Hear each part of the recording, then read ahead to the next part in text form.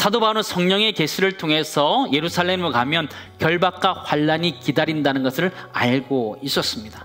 그럼에도 불구하고 이 사도 바울은 예루살렘을 향해 가는데 그의 사명의 속도, 소명의 속도, 복음 전파의 속도를 전혀 늦추지 않고 있음을 우리는 발견하게 됩니다. 근데 돌아가는 장면을 성경 좀 자세하게 기록하고 있는데 3절을 보니까 구브로를 바라보고 이를 왼편에 두고 이렇게 표현해 주고 있습니다. 구브로는 사도 바울의 첫 번째 선교지였고 또한 첫 번째 소명의 자리였다는 것을 우리가 알아야 합니다. 그의 가는 길은 사실은 당연한 길이었지만 하나님의 섭리 가운데 사도 바울이 그 구브로 섬을 지나가게 하면서 그에게 소명을 다시 한번 부릴 듯 일어나게 하셨음을 우리는 보게 되죠. 첫 번째 나누기 원하는 것은요, 우리 인생에 폭풍 전야와 같은 때가 있을 때 우리는 소명의 자리를 다시 한번 발견해 가야 한다는 사실입니다.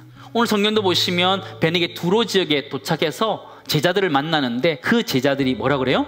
성령의 감동으로 바울더러 뭐라 그래요?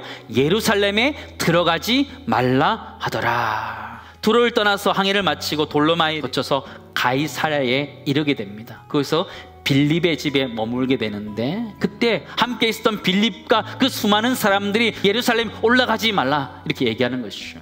그럼에도 불구하고 사도 바울은 예루살렘을 향해 가고 있음을 우리는 보게 되는데요. 우리는 성령의 음성을 분별할 때 때로는 나에게 결박과 환란이 다가오면 피하겠지만 사도 바울은 성령의 음성을 분별하는 데 있어서 결박을 환란을 당하느냐 유무에 관계가 없었던 거예요. 사도 바울이 분별했던 가치관이 무엇이냐면 주 예수의 이름으로 행하는 것이냐 거기에 있었다는 것을 우리 가르쳐주고 있다는 것이죠. 두 번째 나누기 원하는 것은요, 폭풍 전야에는 우리는 때로 고통을 피하는 것이 하나님의 뜻이다 생각해요. 그러나 진짜 하나님의 뜻은 고통을 피하는 것이 아니라 고통의 뜻을 분별해 가는 것일 수 있다는 거예요. 사도 바울은 예루살렘에 올라가면 결박과 환란을 당하는 큰 태풍이 찾아오고 있었어요. 그러나 그럼에도 불구하고 그가 두려워하지 않았던 이유가 무엇일까요? 그는 이미 그 인생 가운데 가장 큰 태풍을 이미 경험한 사람이었기 때문이에요.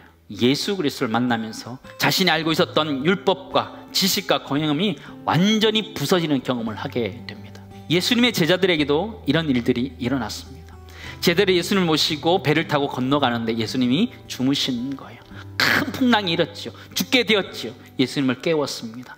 더 큰 폭풍 대신 예수 그리스도가 그 앞에 있는 폭풍들을 잠잠케 하셨음을 성경 우리들에게 가르쳐주고 있어요. 주님 뭐라고 말씀하시는 거예요? 잠잠하라 고요하라 말씀하고 있는 것이죠.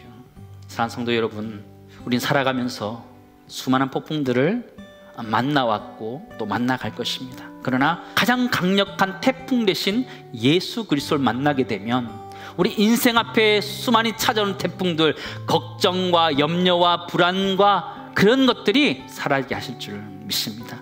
그럼 평강이 우리 모두에 있기를 간절히 소망합니다.